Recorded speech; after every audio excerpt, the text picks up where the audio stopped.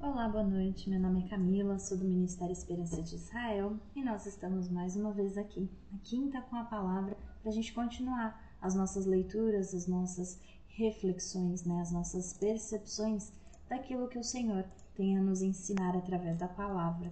Então hoje nós continuaremos a nossa leitura ali no livro de Provérbios, no capítulo 16, mas continuando pelos versos 16 a 20, com um título nesse vídeo de hoje, de A Soberba Precede a Ruína, que é um dos versos mais conhecidos do livro de Provérbios, entre alguns outros. Então eu convido você nessa noite a abrir a sua Bíblia, acompanhar comigo as reflexões que a palavra do Senhor tem para nos ensinar, para nos mostrar, para nos edificar. E se você não estiver com a sua Bíblia, não tem problema algum. É só acompanhar comigo que eu faço a leitura e a gente vai fazendo as reflexões. Vamos lá? Livro de Provérbios, capítulo 16, versos 16 a 20. O verso 16, ele diz assim: Quanto melhor é adquirir a sabedoria do que o ouro, e quanto mais excelente adquirir a prudência do que a prata. E como a Bíblia, ela explica a si mesma para que a gente possa compreender, o Senhor, ele fez sabiamente a palavra de Deus justamente para que a gente consiga entender ela com ela mesma, as revelações que o Senhor tem para nós. No livro de Provérbios mesmo, no capítulo 8, nos versos 11 e no verso 19, tem dois versos paralelos, duas referências paralelas para a gente entender um pouco mais o que esse verso quer, o que o Senhor quer falar conosco através desse verso. Então, no verso 11 diz assim: Porque melhor é a sabedoria do que os rubis, e tudo o que mais se deseja não se pode comparar com ela. E o verso 19: Melhor é o meu fruto do que o ouro refinado, e os meus ganhos mais do que a prata escolhida.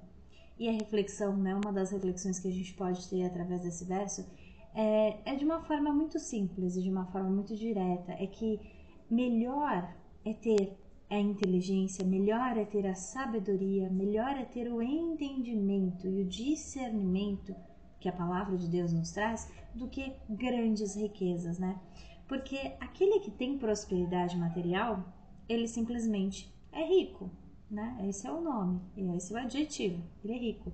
Mas a pessoa que ela é inteligente, que ela é sábia, que ela tem a faculdade da prudência e da sabedoria, ela é próspera em toda e qualquer área, porque toda e qualquer área que ela aplicar o discernimento da palavra de Deus, a sabedoria da palavra de Deus, a inteligência, o entendimento da palavra de Deus, ela vai prosperar. E com certeza, se a gente for parar para pensar, analisar assim friamente, isso vai ceder muito o valor que qualquer riqueza nessa terra pode ter, Ouro, prata, diamante, ou bitcoins, ou dólares, enfim, qualquer que seja a medida de riqueza, a sabedoria e a prudência vão exceder sem dúvida alguma.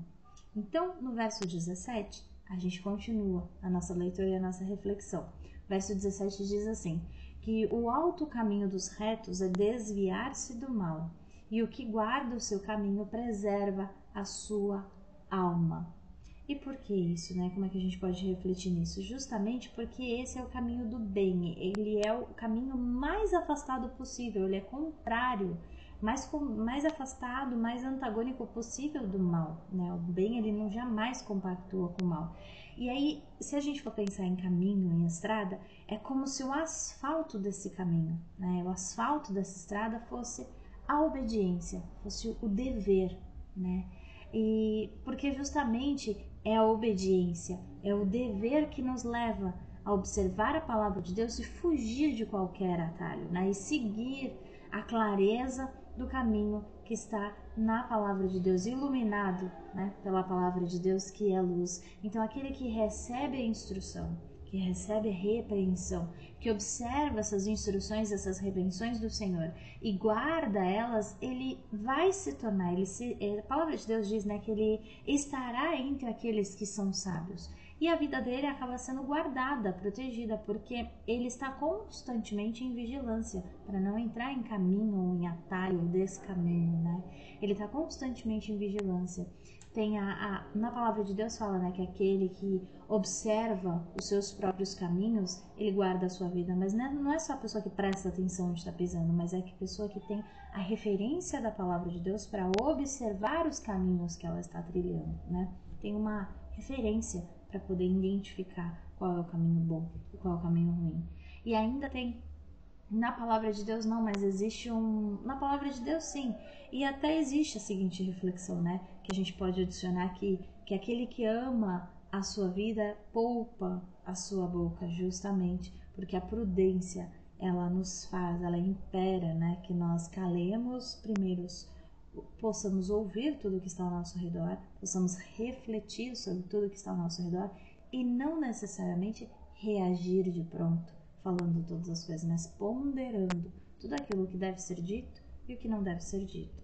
No próximo verso diz assim, que é o verso que dá nome a esse vídeo e que é o verso que é um dos mais famosos, né? Que a soberba precede a ruína e a altivez do espírito precede a queda. Falando sobre orgulho, exatamente, né? O livro de Provérbios, no capítulo 11, no verso 2, parece exatamente assim para a gente a seguinte referência: em vindo a soberba virá também a afronta, mas com os humildes está a sabedoria. No livro também de Provérbios, mais para frente do que a gente está, no capítulo 17, no verso 19, diz que o que ama a transgressão ama a contenda, e o que exalta a sua porta busca a ruína. E ainda no livro de Provérbios, mais para frente um pouquinho, no capítulo 18, no verso 12 diz que o coração do homem, ele se exalta antes de ser abatido. E diante da honra vai a humildade. Porque é mais ou menos essa linha, né, de raciocínio. Todo aquele que ele é arrogante, ele é grande e soberbo, primeiramente que ele se ofende com quase tudo. Né? Então, é até uma característica que as pessoas que buscam liderança muitas vezes aprendem.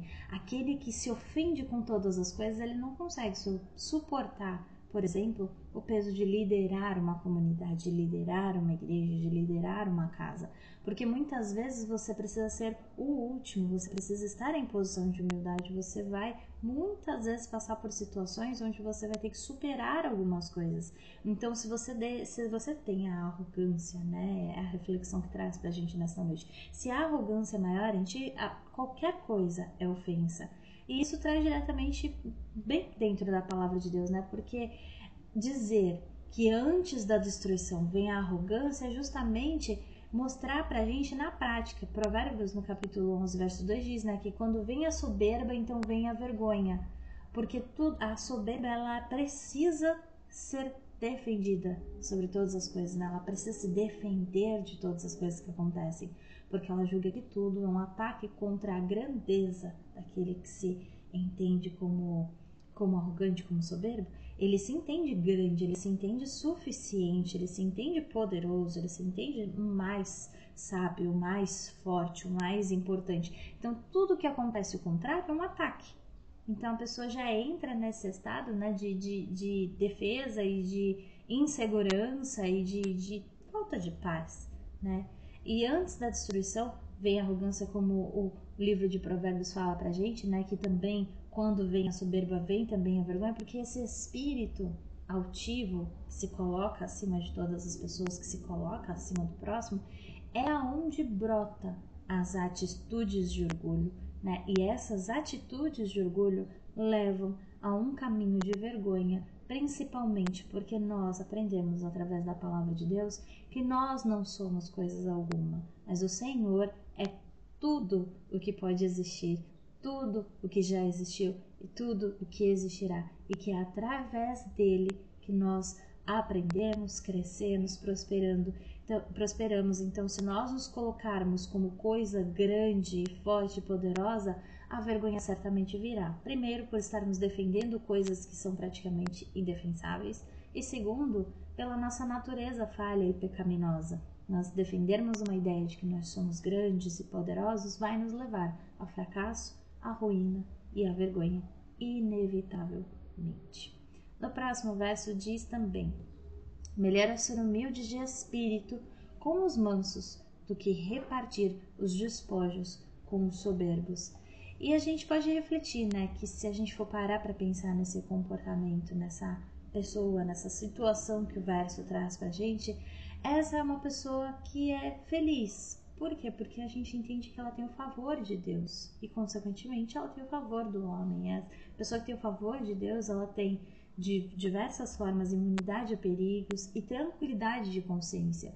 O contrário dos orgulhosos, né? Eu aposto que os orgulhosos, eles sempre estão buscando engrandecer a si mesmos, oprimindo muitas vezes aqueles que são próximos e acabam, por conta disso, perdendo o favor, perdendo o respeito, perdendo o carinho, né, dos seus próximos e também do Senhor, porque o ato de arrogância e de orgulho é rebeldia contra a grandeza e a suficiência que há em Jesus. Então, o orgulhoso, ele está nesse caminho, esse perigo de destruição a qualquer momento, e ele carrega consigo uma consciência pesada, né? Sempre que ele se dispõe a fazer algum tipo de reflexão, ele sente o peso ali na consciência.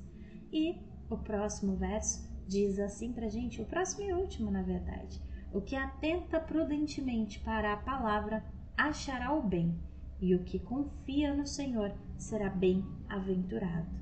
Mais uma vez, a palavra do Senhor explica a si mesmo. Então, no livro de Salmo, no capítulo 2, no verso 12, na parte B, né? Mas eu vou ler o verso inteiro, mas na parte B dá uma referência pra gente. Mas o verso 12 inteiro, ele diz assim: beijai o filho, para que se não ire e pereçais no caminho, quando em breve se acender a sua ira. Bem-aventurado todos aqueles que nele confiam. Isaías 30, capítulo 30, verso 18, diz também que por isso o Senhor esperará, para ter misericórdia de vós, e por isso se levantará para se compadecer de vós, porque o Senhor é um Deus de equidade. Bem-aventurados todos os que nele esperam. E o livro de Jeremias, no capítulo 17, verso 7, diz: bendito o homem que confia no Senhor e cuja confiança é o Senhor. E aí o verso verdadeiramente diz assim, para a gente atentar, né, prudentemente para a palavra, que aí nós encontraremos o bem. E segundo, né, na parte B, né, na segunda parte diz, e o que confia no Senhor, ele é bem-aventurado. Esse confiar e esse atentar, eles são mais profundos do que parecem. Veja, confiar no Senhor não é apenas naquele momento de a gente reconhecer que a gente não pode depender de nós mesmos e da nossa inteligência e da nossa sagacidade para encontrar o bom caminho e para ser feliz, né?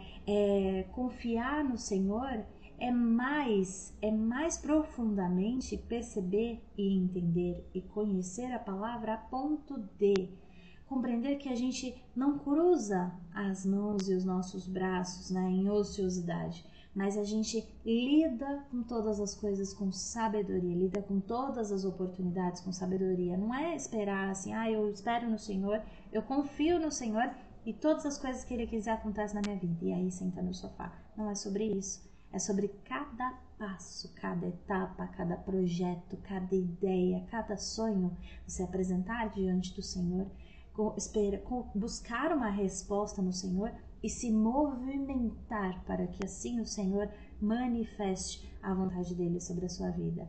É exatamente isso, é não cruzar as mãos, né, e ansioso, e estou confiando no Senhor que as coisas vão acontecer, mas se movimentar em relação ao Senhor para que a vontade dele realmente se faça e a sua confiança seja manifesta em todas as coisas, porque aí sim, né, buscando e confiando verdadeiramente no Senhor e manifestando a nossa confiança no Senhor, aí sim o Senhor nos indicará o bom caminho sempre, a felicidade sempre e a prosperidade sempre, ainda que não seja da forma que nós esperamos.